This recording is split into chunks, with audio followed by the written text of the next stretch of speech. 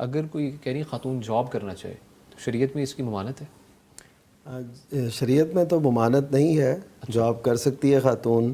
نبی کریم صلی اللہ علیہ وسلم کے دور میں بھی خواتین مختلف امور میں حصہ لیتی تھیں، اور کئی ایسی بھی تھی جو گھر کے کام کاج، جو زمین کے کام کاج ہوتے ہیں وہ بھی کرتی تھیں، زراعت کے مراحل اور ایسے، اور نبی صلی اللہ علیہ وسلم نے اجازت دی تھی۔ بلکہ قریش کی عورتوں کی آپ نے تعریف کی کہ وہ بہترین عورتیں ہیں، رکبن الابل، کہ وہ اونٹ سواری کر لیتی ہیں، اونٹ پہ سوار ہوتی ہیں، اپنے بچوں پہ بڑی مہربان ہوتی ہیں۔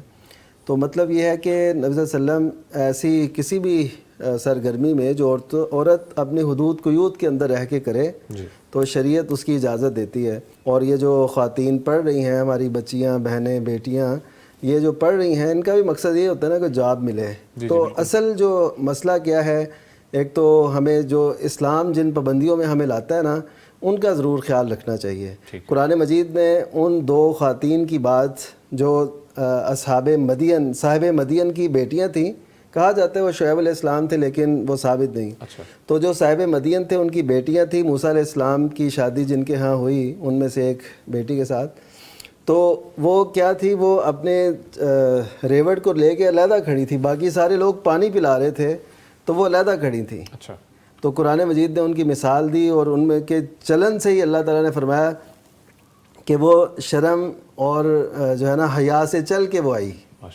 تو اس کا مطلب ہے کہ یہ چیزیں ہمارے معاشرے میں ضرور ہونی چاہیے۔ دیکھیے اس میں پھر حدود و قیود ہیں، ایک تو پردہ ہو، اچھا خلوت کسی کو ایسے پیش نہ آئے، یعنی ایک مرد اور ایک عورت جو غیر محرم ہو وہ کہیں تنہا ہو، ایسا نہ ہو۔ ٹھیک ہے پورا ایک دفتر ہے، اس میں مختلف لوگ ہیں، آنا جانا ہے سب کا، تنہائی اختیار نہ کریں، اور باپرد ہو خاتون، اور خوشبو نہ لگائے، اور اسی طرح رات کہیں اور بسر نہ کرے، اور صبح جائے شام کو آ جائے۔ ہاں ہاسٹل کی سہولت ہے اگر ایسے تو وہ ایک علیحدہ چیز ہے۔ تو ایسی صورتحال میں جو اسلام نے پابندیاں لگائی ہیں، اور وہ کام بھی ایسا ہو جو جائز ہو۔ ہاں یہ چیزیں بس، مجھے ایک دوست کہنے لگا کہ میری بیٹی کو یہ آفر آئی ہے کہ وہ بس چیٹنگ کرے گی، اس کا اور کوئی کام نہیں ہے، اس کو ہم اس کی پہ دیں۔ اور چیٹنگ اس نے کیا کرنی ہے، وہ کیا کرے گی اور کیا اس سے کام لیا جائے گا؟ اب یہ باتیں نہ ہوں، اس میں جو جائز ہے وہ اس کام میں ہے، اور کوشش کریں کہ وہ خواتین کی فیلڈ میں ہی جائیں۔ جیسے ڈاکٹر بننا ہے اس نے تو وہ خواتین کی فیلڈ کا انتخاب کریں، اگر انہوں نے ایجوکیشن میں جانا ہے تو وہ خواتین کے اداروں کی وہ کریں تاکہ ہم انہی میں جا کے پڑھائیں۔ یعنی جتنا ہم اختلاط سے بچیں گے اتنا ہم معاشرے کے فتنوں سے بچ پائیں گے۔ حدود و قیود کا خیال کر سکتے ہیں۔ ایک بات جو رہ گئی وہ یہ ہے کہ یہ خاتون جو جاب کرے گی اگر یہ شادی شدہ ہے تو پھر خاوند کی اجازت اس کے لیے ضروری ہے۔